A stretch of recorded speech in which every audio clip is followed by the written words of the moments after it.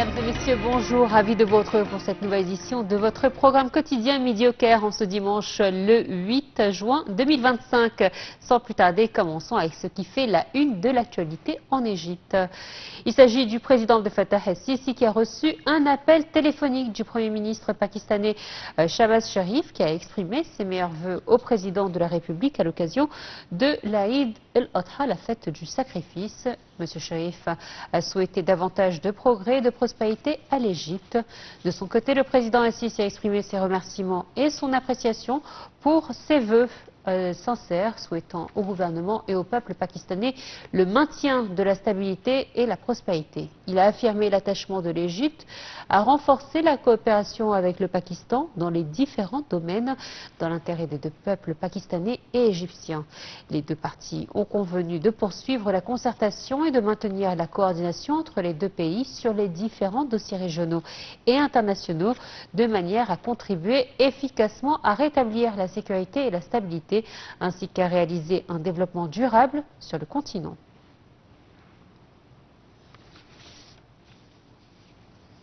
Le ministre des Affaires étrangères, Dr Badr Abdelghati, a valorisé les liens historiques forts reliant l'Égypte et Chypre, exprimant son aspiration à renforcer les relations bilatérales à des horizons plus élevés.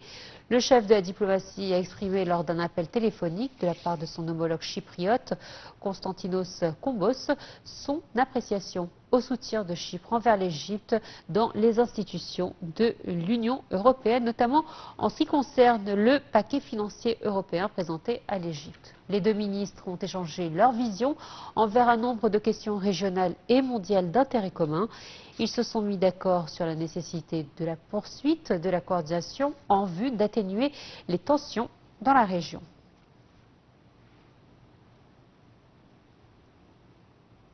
Le ministre des Affaires étrangères, Dr Badr Abdelghati, a exprimé sa fierté des relations bilatérales spéciales qui illustrent les liens historiques forts entre l'Égypte et le Nigeria.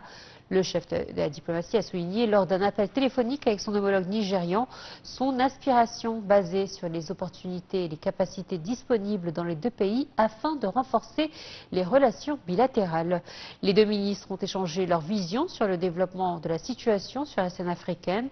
Abdelghati a assuré que l'Égypte était prête à fournir le soutien nécessaire face au terrorisme et à l'extrémisme à la lumière des menaces sécuritaires dans la région du Sahel.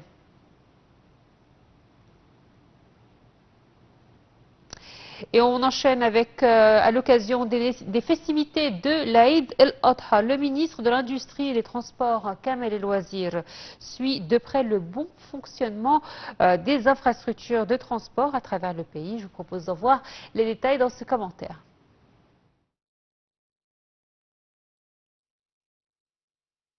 À l'occasion des festivités de l'Aïd el-Adha, le ministre de l'Industrie et des Transports, Kamel El-Wazir, également vice-premier ministre chargé du développement industriel, suit de près le bon fonctionnement des infrastructures de transport à travers le pays.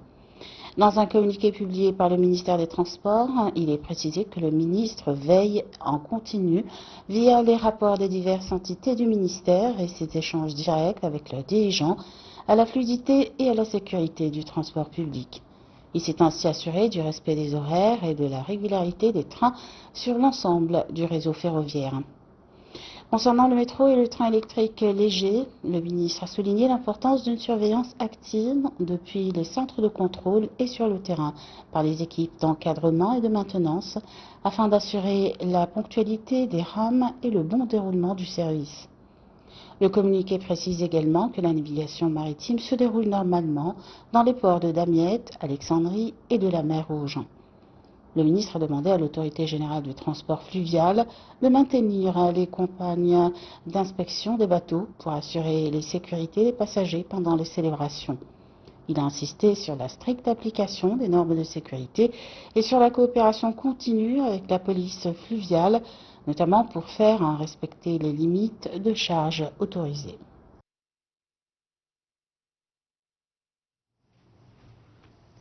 Et pour cela, nous avons le plaisir d'avoir par téléphone le général Saïd Fathi, expert en sécurité, pour nous parler justement de tout ce dispositif qui a été mis en place pour assurer la sécurité des citoyens durant ce long congé à l'occasion de l'Aïd el-Adha. Monsieur le général, bonjour. Oui, bonjour madame. Tout d'abord, bonne fête à vous. Merci, pareillement. Alors justement, quels sont les moyens qui ont été mis à disposition aux citoyens pour le bon déroulement de cette fête de l'Aïd al-Adha? Permettez-moi tout d'abord, bien sûr, de profiter de cette occasion pour passer mes meilleurs vœux à tous les grands responsables, à partir de notre grand héros, le président de la République, ainsi que tous ses collaborateurs. Comme nous le savions nous tous que M. Kamel El-Waziri est un des grands responsables et qui est en train de jouer un rôle très efficace et très important en même temps. À l'occasion des festivités de Eid al-Adha, bien sûr, il tient la responsabilité du ministère des Transports et ainsi il est vice-premier ministre chargé du développement industriel. Bien sûr, il est en train de faire un bon fonctionnement dans des infrastructures de transport à travers tout le pays. Et le ministère des Transports, il a publié un communiqué auquel il a précisé que le ministre veuille en continu, via les rapports des diverses entités du ministère et des échanges directs avec leurs dirigeants, à la fluidité et à la sécurité du transport public. Il a ainsi assuré le respect des horaires et la régularité des trains sur l'ensemble du réseau ferroviaire. Ça, c'est d'une part.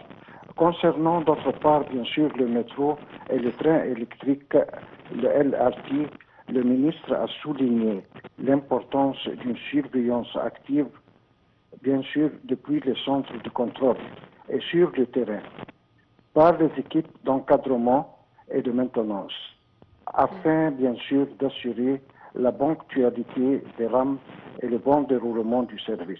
Le communiqué a précisé aussi également que la navigation maritime se déroule normalement dans les ports de Damiette, Alexandrie et de la mer Rouge aussi. Alors, on le sait que les Égyptiens, durant les fêtes, aiment partir en vacances. Ils empruntent le train pour aller à Alexandrie, ils empruntent le car pour aller dans les stations balnéaires telles que Sharm el-Sheikh, Gherda, Ain Sokhna, ou même pour aller à la côte nord. Donc, c'est vrai que le ministère des Transports, aujourd'hui, doit répondre à une demande qui est de plus en plus forte et surtout en période de fête.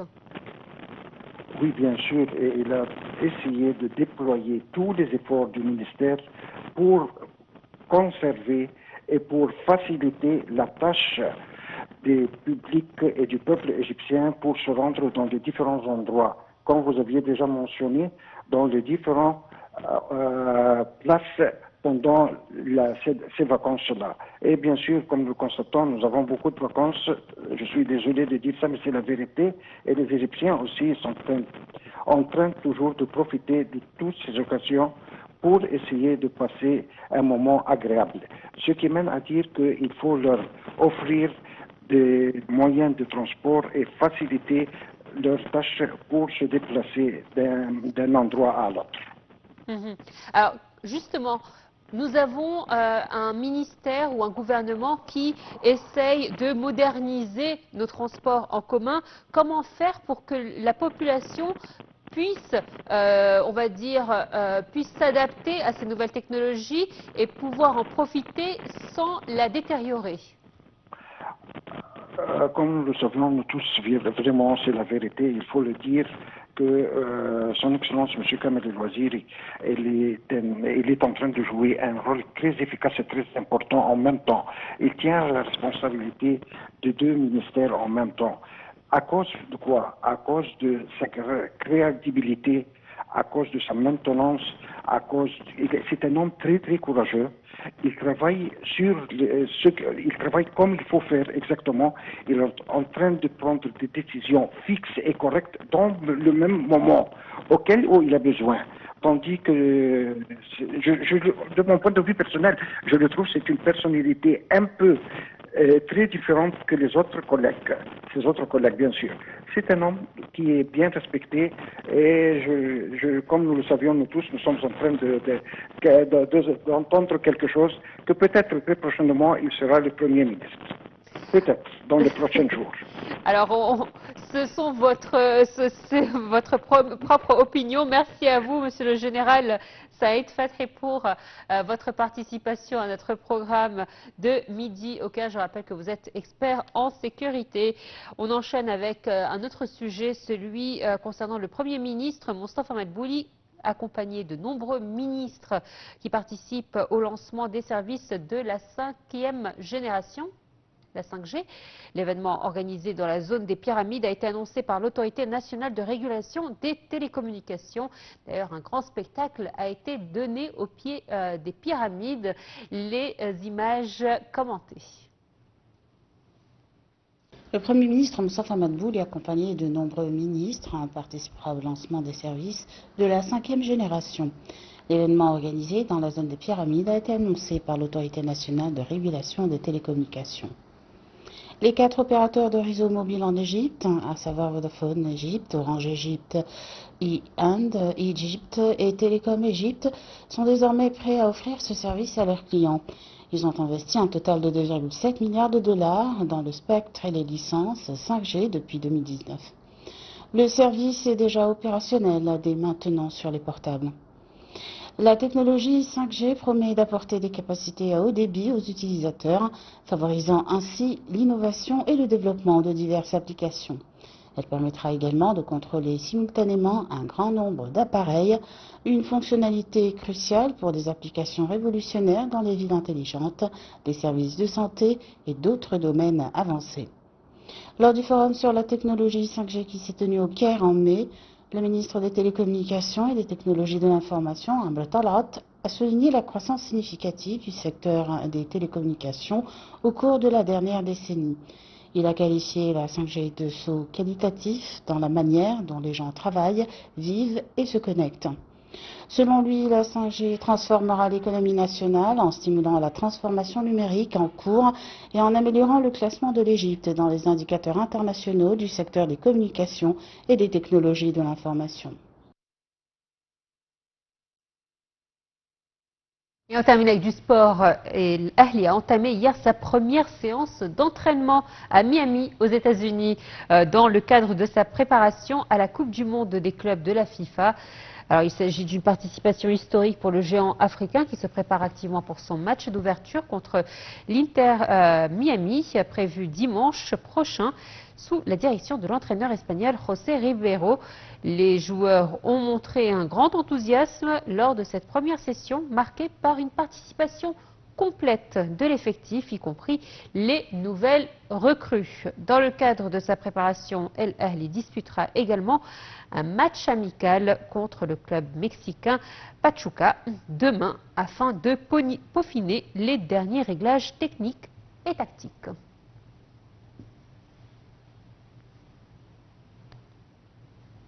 Voilà, c'est ainsi donc que prend fin cette édition. Merci de nous avoir suivis et excellente suite de programmes sur la TV internationale. Au revoir.